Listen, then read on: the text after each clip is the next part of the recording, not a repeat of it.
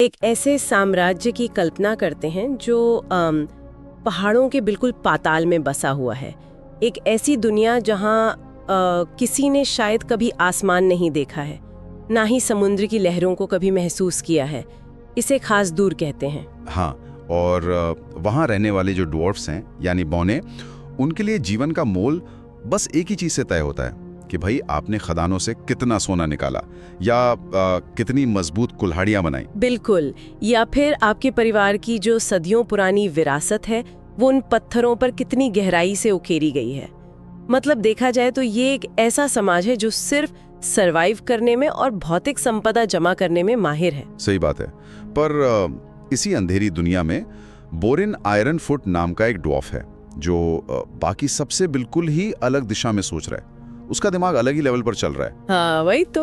आज की इस विस्तारित चर्चा में हम इसी the dwarf who mind the world नाम की बेहद मार्मिक कहानी पर डीप डाइव करने वाले हैं। और हमारा मकसद ये समझना है कि जब कोई बस जिंदा रहने से आगे बढ़कर सच में लाइफ का मीनिंग ढूंढने निकलता है तो उसे क्या मिलता है। एकदम। और बोरिन की कहानी की शुरुआत ही एक बहुत अजीबोगरीब बेचैनी से होती है। देखिए, जब बाकी सारे ड्वार्फ्स खदानों में जाने के लिए अपनी कुल्हाड़ियां तेज कर रहे होते हैं, तब बोरिन अपने सवालों को तेज कर रहा होता है। हाँ, वो अपने पिता वाला सीन बहुत पावरफुल है जब वो पूछता है कि हम लोग सिर्फ खदानें क्यों खोदते हैं। वही ना। और उसके पिता का जवाब कितना स्ट्रेट होता है। वो कहते हैं कि जिंदा रहने के लिए, सरवाइव करने के लिए। और बस यहीं पर बोरिन वो सवाल दाग देता है जो इस पूरी चर्चा की नींव है। वो पूछता है कि और जिंदा रहने के बाद क्या, उसके बाद क्या करना है। जिसके बाद जो सन्नाटा छाता है वो बहुत भारी है। उसके पिता के पास कोई जवाब ही नहीं था इसका। बिल्कुल कोई जवाब नहीं। ये खामोशी सिर्फ एक पिता की नहीं बल्कि उस पूरे समाज की त्रासदी को दिखाती है। उन ड्वार्फ्स ने सर्वाइवल की मैकेनिक्स तो समझ ली हैं, पर उस बचे हुए जीवन के साथ करना क्या है ये वो पूरी तरह भूल चुके हैं। और इसी अधूरेपन का बोझ बोरिन को एक ऐसा कदम उठाने पर मजबूर कर देता है जो उसके समाज में पूरी तरह से पागलपन माना जाता है। हाँ, वो घर छोड़ देता है, और वो भी 7 साल की उम्र में, जो कि ड्वार्फ्स की प्रजाति में बहुत ही युवा मानी जाती है। कोई ग्रैंड फेयरवेल नहीं होता उसका, कोई जुलूस नहीं। उसके पास बस एक लेदर का बैग है, एक पुराना कॉम्पस है और उसके दादा की एक पुरानी डायरी है। बस यही सब लेकर वो निकल पड़ता है। पहाड़ों की इस घुटन भरी दुनिया से निकलकर वो एल्डोरिया नाम के महाद्वीप में पहुंचता है। ये इंसानों की दुनिया है, एकदम हरे भरे लैंडस्केप और एक अजीब सी भागदौड़। हाँ, क्योंकि ड्वार्फ्स के कंपैरिजन में इंसानों की लाइफ बहुत छोटी होती है। तो बोरिन को लगता है जैसे इंसान ऐसे जी रहे हैं जैसे उनका हर पल जल रहा हो, बहुत जल्दबाजी में है सब। वही एल्डोरिया के वैल्मेर शहर में उसकी मुलाकात क्लारा नाम की एक विधवा से होती है। बोरिन उसकी बेकरी में काम करने लगता है। अब देखिए, एक ड्वार्फ के नजरिए से जो हर चीज को सिर्फ नफे नुकसान या सोने के सिक्कों में तौलता है, क्लारा की लाइफ किसी फाइनेंशियल सुसाइड से कम नहीं थी। ऐसा क्यों? वो क्या करती थी? वो हर सुबह अमीर व्यापारियों को अपनी ब्रेड बेचने से पहले गरीब और भूखे बच्चों को मुफ्त में ब्रेड बांटती थी रोजाना। ओह वाओ, मैं इस सिचुएशन को ना आज की दुनिया से रिलेट करना चाहती हूँ। अगर हम ध्यान दें तो बोरिन का जो अपना समाज है वो काफी हद तक हमारे आज के हसल कल्चर जैसा ही है ना? बिल्कुल, एकदम कॉर्पोरेट मेंटालिटी है जहां सब कुछ KPIs और बैलेंस शीट से नापा जाता है। वही तो, जब बोरिन क्लारा को ऐसे मुफ्त में ब्रेड बांटते देखता है तो वो उसे टोकता भी है। वो कहता है कि तुम तो घाटे का सौदा कर रही हो। और उस पर क्लारा का जवाब होता है कि ऐसा करने से उसे नींद अच्छी आती है। हाँ, और ये जवाब बोरिन को समझ नहीं आता। पर मेरा सवाल ये है कि क्या क्लारा का ये काम सच में सिर्फ एक इमोशनल सेटिस्फैक्शन है या ये एक पूरी तरह से अलग इकोनॉमी है जिसे बोरिन अपने उस सोने चांदी वाले चश्मे से देख ही नहीं पा रहा है? मेरा मानना है कि ये सिर्फ एक भावना नहीं है, ये एक बहुत ही सॉलिड इन्वेस्टमेंट है। बस यहाँ करेंसी सोले के सिक्कों में नहीं है। और ये बात सालों बाद सर्दियों की एक ठंडी रात में बोरिन के सामने एकदम क्लियर हो जाती है। अच्छा, वो डॉक्टर वाला इंसिडेंट? हाँ, एक जवान लड़का क्लारा की बेकरी में आता है। वो कोई नॉर्मल कस्टमर नहीं था, ये वही लड़का था जिसे क्लारा ने सालों पहले भूखा होने पर फ्री में खाना खिलाया था। और वो लड़का अब एक फिजिशियन बन चुका है, एक डॉक्टर। क्या बात कर रहे हैं? हाँ, और वो उस सर्द रात में सिर्फ क्लारा को थैंक यू कहने आया था, क्योंकि उस एक मुफ्त की ब्रेड ने उसकी और उसकी छोटी बहन की सच में जान बचाई थी। बाप रे, ये वाकया तो बोरेन के दिमाग के सारे तार हिला देता होगा। उसकी तो पूरी सोच ही पलट गई होगी। बिल्कुल। वो क्लारा से बहुत धीरे से पूछता है कि क्या तुमने उस लड़के को बिना किसी उम्मीद के खाना खिलाया था? तो क्लारा बस हंसते हुए कहती है कि उसने एक भूखे बच्चे को आगे चलकर एक जीवन रक्षक बनते हुए दिखाया, और ये कुछ भी नहीं तो बिल्कुल नहीं है। यानी उसे उसका रिटर्न ऑफ इन्वेस्टमेंट मिल गया, बस अलग फॉर्म में। ये बोरेन के लिए सच में एक आइडियोलॉजिकल अर्थक्वेक रहा होगा। था ही। उसके समाज ने तो हमेशा सिर्फ पहाड़ों को खोदा था, निर्जीव पत्थरों से वैल्यू निकाली थी। पर क्लारा क्या कर रही थी? वो इंसानों में इन्वेस्ट कर रही थी, वो ह्यूमन पोटेंशियल को निखार रही थी। वाह। और यहीं पर बोरेन अपनी उस डायरी में अपना पहला सबसे बड़ा लेसन लिखता है ना, कि कुछ संपत्तियों को तिजोरियों में जमा नहीं किया जा सकता। एग्जैक्टली। ये एक ऐसी लेगेसी है जो किसी भी खदान के सोने से लाख गुना ज्यादा कीमती है। दिख रही है। कैसी दुविधा? मतलब क्लारा ने उसे सिखाया कि असली इन्वेस्टमेंट इंसानों में होता है, ह्यूमन कनेक्शंस में। पर बोरेन तो एक ड्वार्फ है ना, उसे बचपन से सिखाया गया है कि इंसान तो मॉर्टल होते हैं, वो जल्दी मर जाते हैं। जो चीज सच में हमेशा टिकती है वो तो पत्थर है। हाँ, उनका बिलीफ सिस्टम वही है। तो इस हिसाब से तो इंसानों में इन्वेस्ट करना दुनिया का सबसे फ्रेजाइल और अनस्टेबल काम नहीं हो गया। एक दिन में सब खत्म हो सकता है। और यही वो दुविधा है जो कहानी को उसके अगले फिलोसॉफिकल पड़ाव पर ले जाती है। बोरेन आगे बढ़ता है और शैटर्ड सी पार करके सहरान के रेगिस्तानी इलाके में पहुंचता है, जहां सिर्फ रेती रेत है ना? हाँ, जहां ड्वार्फ्स के पास पत्थर की मजबूत छतें थे, यहां सिर्फ रेत के अनंत टीले हैं। और वहां उसकी मुलाकात खाना बदोश यानी नोमैडिक कबीलों से होती है, और उनके एक बुजुर्ग हकीम से। हकीम जिसके पास अपना कोई फिजिकल सामान नहीं होता। बिल्कुल, कोई भौतिक संपत्ति नहीं। जब बोरेन हैरानी से पूछता है कि आप लोग बिना किसी परमानेंट चीज के कैसे रह लेते हैं, तो हकीम तारों के नीचे बैठकर उसको चाय देते हुए एक बड़ा गहरा जवाब देता है। वो कहता है कि रेत एक दिन सब कुछ दफन कर देती है। सही पकड़ा, रेत सब कुछ दफन कर देती है। लेकिन मैं यहाँ हकीम के इस नजरिए से थोड़ी सहमत नहीं हूँ। थोड़ा प्रैक्टिकल होकर सोचें। अगर अच्छा, क्यों? अगर हम हिस्ट्री देखें तो पत्थरों पर उकेरी गई चीजें तो सच में बहुत लंबा टिकती हैं ना। मिस्र के पिरामिड्स देख लीजिए, आज भी खड़े हैं। ड्वार्फ्स भी अपनी यादें पत्थरों पर इसीलिए उकेरते हैं ताकि वो अमर हो जाए। पॉइंट है। और हकीम कहता है कि नोमैडिक लोग अपनी यादें लोगों के दिलों में उकेरते हैं। तो क्या ये बहुत ज्यादा रिस्की नहीं है? अगर मान लीजिए कोई महामारी आ जाए या कोई युद्ध उस कबीले को ही खत्म कर दे, तो उनकी सारी कहानियां एक झटके में मिट जाएंगी, जबकि पत्थर की मूर्ति तो फिर भी वहीं रहेगी। देखिए, आपका ये लॉजिक सरफेस लेवल पर बहुत मजबूत लगता है कि पत्थर सेफ हैं, लेकिन यहाँ हमें परमानेंस यानी स्थायित्व के असली मीनिंग को समझना पड़ेगा। कैसे? मतलब पत्थर टिक सकते हैं, पर वो ठंडे और बेजान होते हैं, खामोश होते हैं। ड्वार्फ्स ने ऐसे ऐसे राजाओं की मूर्तियां बनाई होंगी जिनके नाम तक आज किसी को याद नहीं है, और अगर याद भी हैं तो वो मूर्तियां किसी रोते हुए इंसान को शांति तो नहीं दे सकती ना। ये भी है, मूर्ति आपको गले नहीं लगा सकती। वही तो, हकीम का जो तरीका है वो भले ही नाजुक हो, पर वो जिंदा है, जीवंत है।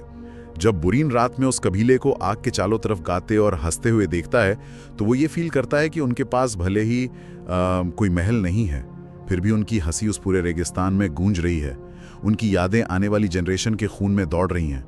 यानी मटेरियल वेल्थ को हमेशा के लिए बचाकर रखने की जिद बस एक इल्यूजन है।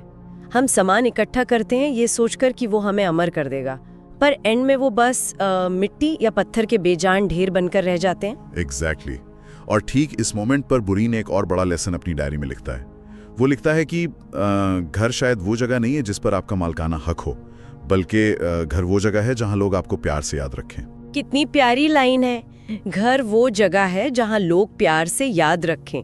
इसका मतलब वो पत्थरों के हमेशा रहने वाली उस जिद को छोड़ रहा है और प्रेजेंट में जीना सीख रहा है। हाँ, वो बदल रहा है। पर देखिए, ये एक बड़ा वैचारिक बदलाव तो है, लेकिन अगर हम थोड़ा सोचें, अगर घर सिर्फ यादें हैं और इंसान तो आखिर मर ही जाता है, तो मौत का डर तो और भी बढ़ जाना चाहिए ना।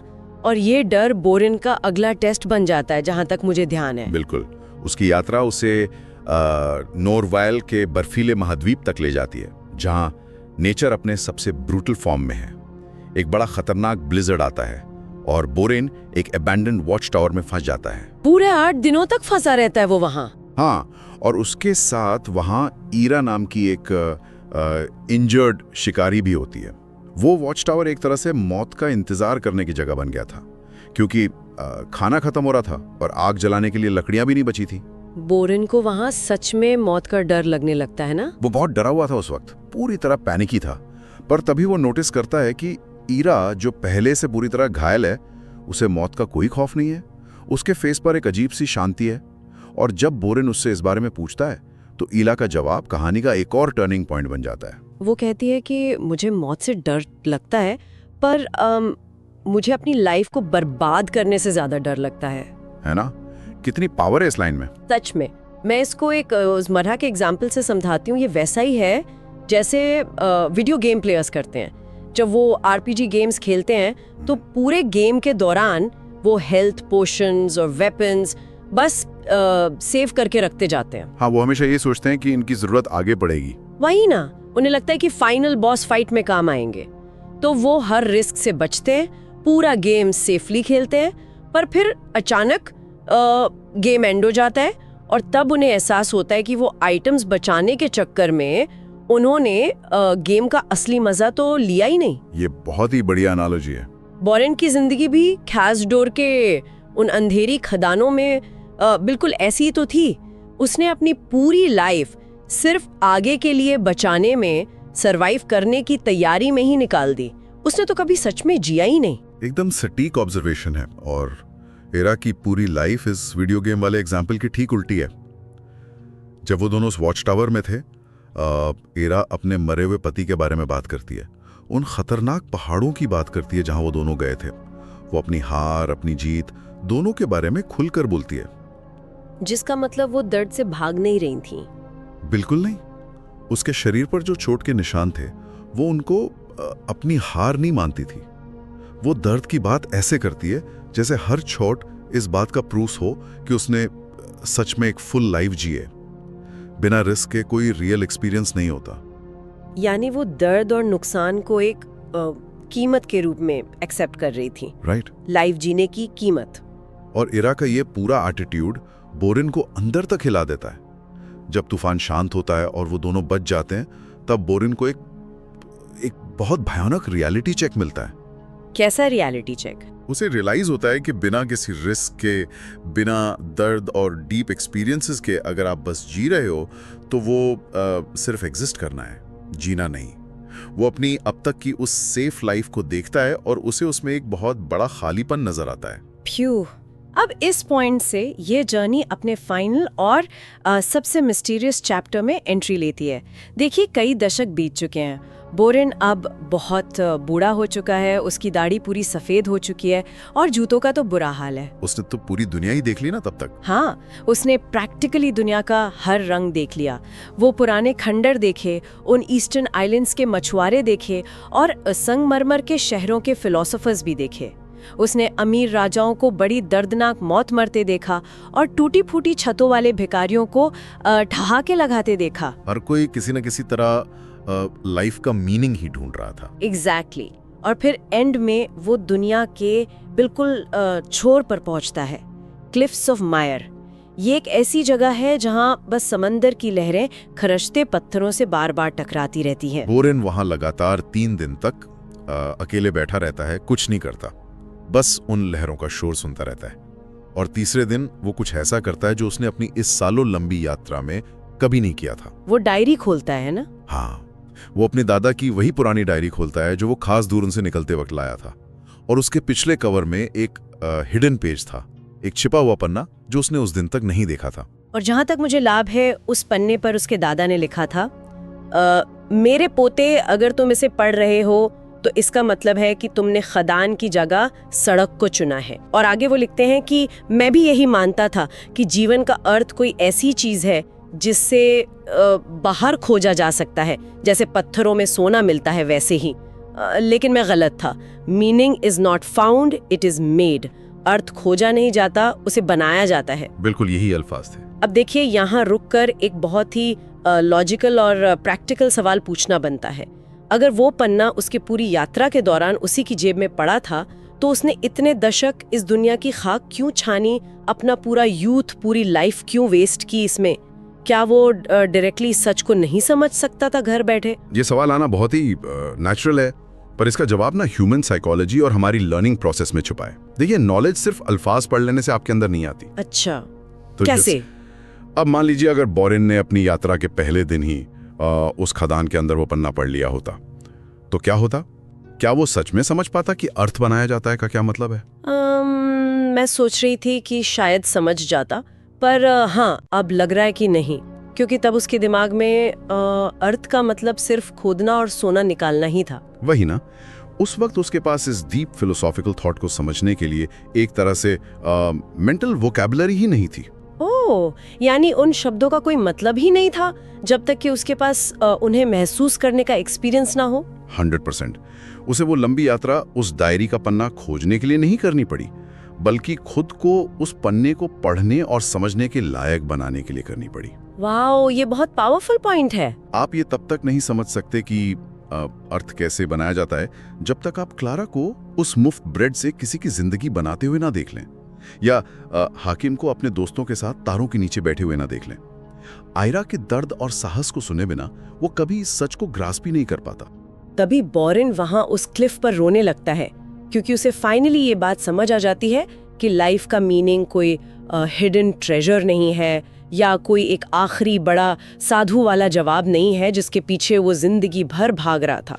तो फिर आपके हिसाब से ये मीनिंग दरअसल है क्या?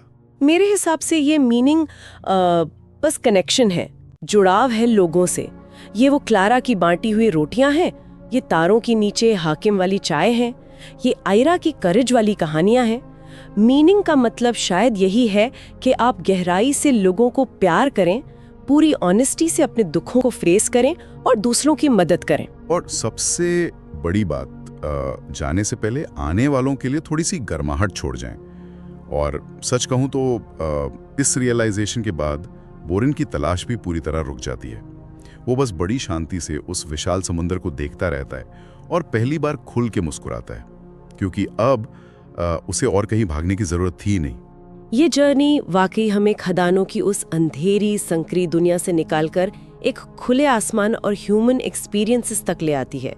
ये हमें प्रैक्टिकली दिखाती है कि जीवन की सार्थकता किसी एक अल्टीमेट ट्रुथ में नहीं है, बल्कि उन छोटे छोटे कनेक्शंस में है, उन डेली चॉइसेस में है जिनसे हम खुद उस मीनिंग को कंस्ट्रक्ट करते हैं। बिल्कुल।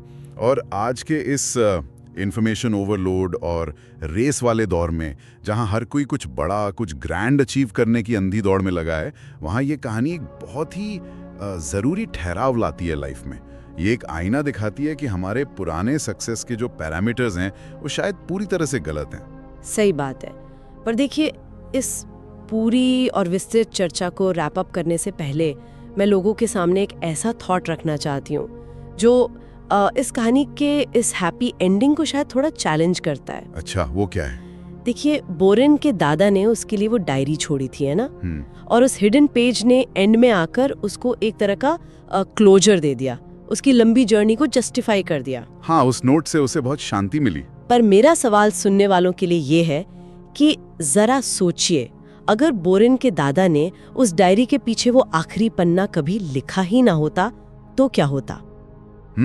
ये बड़ा गहरा थॉट है। क्या बोरिंग दुनिया के उस आखिरी छोर पर बैठकर सिर्फ उन लहरों की आवाज सुनकर अकेले इस फिलोसॉफिकल सच तक पहुंच पाता?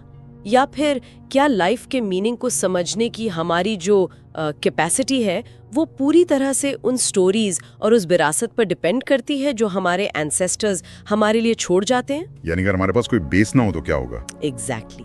क्या एक आम इंसान बिना किसी पुरानी विरासत के, बिना किसी डायरी या गाइड के, बिल्कुल जीरो से अकेले अपने जीवन का अर्थ ढूंढ सकता है या बना सकता है? ये सवाल तो सच में उस समुद्र की उन लहरों जितना ही गहरा है। और इसका कोई सिंगल राइट आंसर भी नहीं है। शायद हर एक को इसका जवाब खुद ही अपनी जिंदगी में तलाशना होगा। तो बस आज की इस डीप डाइव में इतना ही। सुनने के लिए बहुत बहुत शुक्रिया।